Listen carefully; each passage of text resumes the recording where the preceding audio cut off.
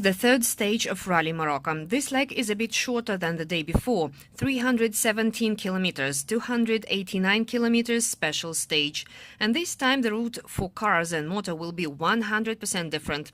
As for the cars, Auger promised stony tracks until the first dunes, then series of sandy tracks, then again dunes and stony tracks before finish. Also, some changes have been made in the rulebook due to weather conditions. The rain has stopped the day before but left lots of stones and rocks on the track. Hello, drivers are on the third special stage, Noah and me now in the bar. I want to talk alcohol and racing. Is it possible? Yes, on Rallye du Maroc it is possible. We have a special tickets.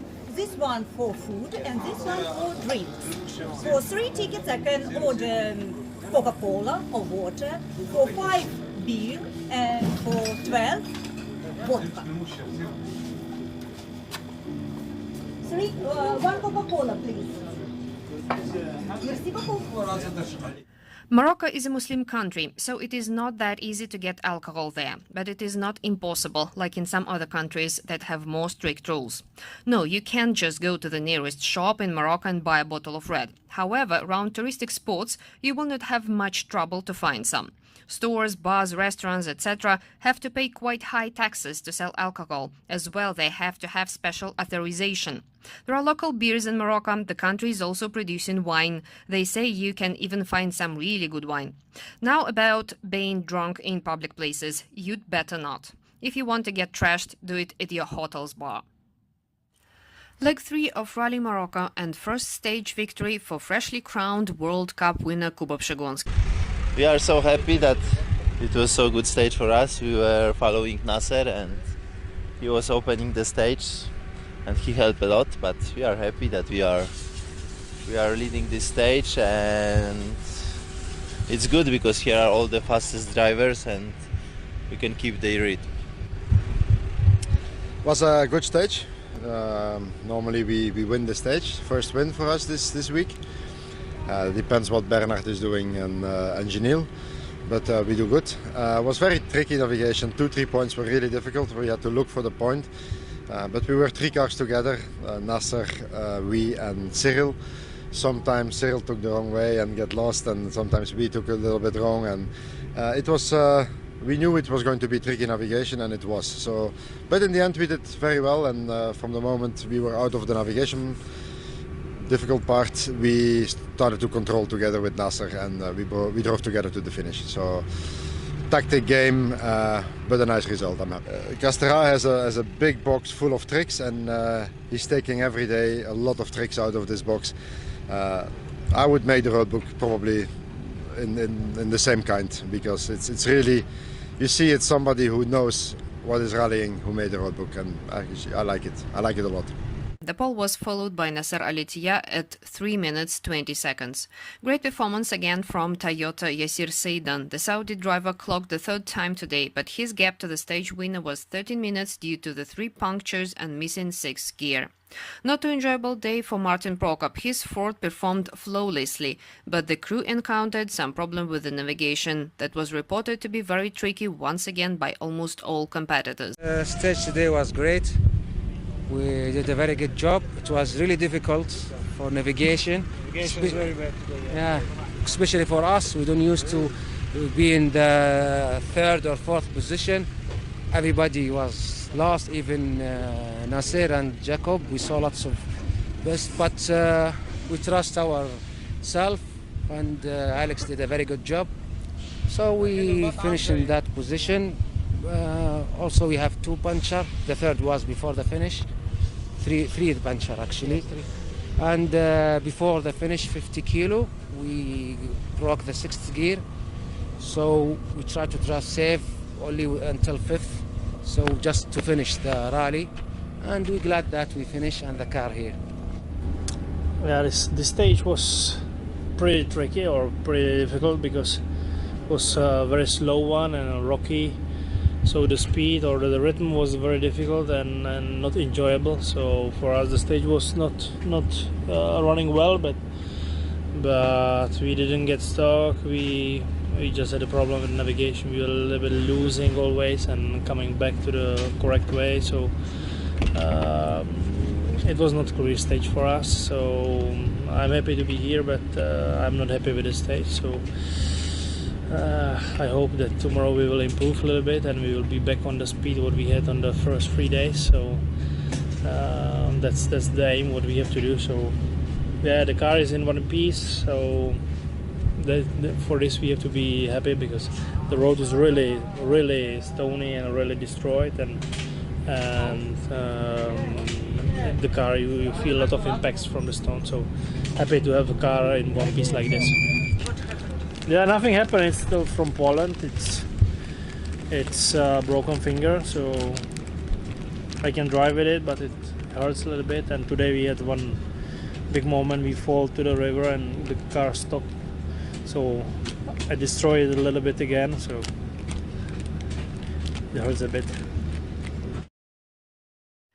Geniel de Villiers finished 10th, losing 35 minutes to Przygonski after a puncture and a broken wishbone. Yeah, we had a good day today, better than it looked, with Nasser finishing second, 4 minutes behind Kuba. But the navigation was so difficult that in the beginning Kuba caught Nasser in the dunes. It was difficult to find the way, and after this he didn't let him go. He stayed really close to the end, so there was no chance. Even when Matthew and Nasser were looking for the waypoint, Kuba was just waiting. So great for Nasser to be still leading the rally. I think we have around 14 minutes lead, so Nasser's happy, and they'll be very happy not to open tomorrow, first time. For Janil, they started really fast today, came through the field, was second in exiting Mazuga Dunes, and then shortly afterwards they had a puncture, and this broke the rear wishbone. So it's the second wishbone we've damaged, and we'll work on this as a team, make it stronger for Dakar. Remember, that's why we're here, to develop the car. So all 4 of our new type Hiluxes will be modified before Dakar. Janil's speed, he said the speed was really happy. He caught Carlos in the dunes and kept him in his eyesight, so he was really happy to measure that performance of the mini buggy. Nasser had some navigation problems earlier on and missed the waypoint. They went back to go and find the waypoint, and then before he knew it there was 20 minutes lost.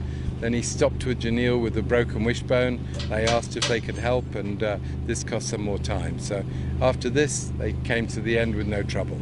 Overall we're leading. I don't think Janil and Bernard are going to be able to get to the podium. It's too far now, but we're learning a lot for Dakar, and this is really important. I can just explain, yes. Okay, so we have a new Toyota Hilux which we introduced for the last Dakar 2018, some 10 months ago.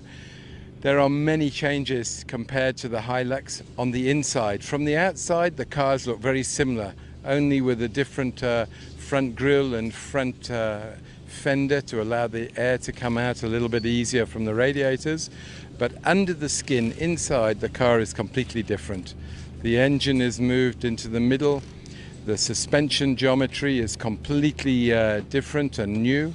So the center of gravity of the car is moved down very low. And the new suspension geometry gives the drivers more confidence, and it is really good and kind to the tires. From the transmission point of view, we're using the same basic components, but now in a different way, shall we say. But overall, the car is feeling much faster. The drivers are very happy, and the team has done a great job. So we'll see what's going to happen for Dakar 2019. But here in Morocco, we've bought many upgrades compared to Dakar 2018. Nasser's got a brand new car with all the upgrades on. Bernard and Janil have evolution cars from last year, so many things changed, and the drivers are reporting good things, so we're happy. Hopefully we're going to push to be as fast as we can on Dakar and we'll see if it's enough to win the race. Moscow Rally Team's BMW crew had a tough but successful stage without any mistakes in navigation, and they are still very close to the top 10 in the overall classification. Carlos Sainz had gearbox problems again but continues tomorrow. In T2, again Alexei Titov won in front of Ahmed Al-Shagawi. In T3, the battle of the Spaniards continue, Santiago Navarra being the fastest in front of Jose Luis Peña. Well, yeah, actually it's a very difficult stage, and we had a problem with the car, so we couldn't go through the dunes today. So hopefully we'll try to fix the car, and maybe tomorrow we'll be on the starting block, hopefully. Anyway, we would like to stay in the race, whatever happens. Even if we still have the problem tomorrow, hopefully in 2 days we'll be okay. Well, actually, when it comes to a race, it's always difficult to be pilot or co-pilot. And navigation is always difficult, but, you know, there is something I used to like before. When we didn't have the GPS, many people were lost, and that's where we can gain some points and some time, you know. Now everything is on the GPS. Even if you are lost, you still can find your way, you know. So anyway, it's not the most important thing for us. We are happy to be 2 women on the race, 2 women from Maghreb.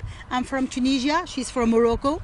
I'm used to race for like 22 years now, and it's her first one, and hopefully it's not going to be the last one, you know. So I would like her to be very far away in races, and I wish her good luck for next future races.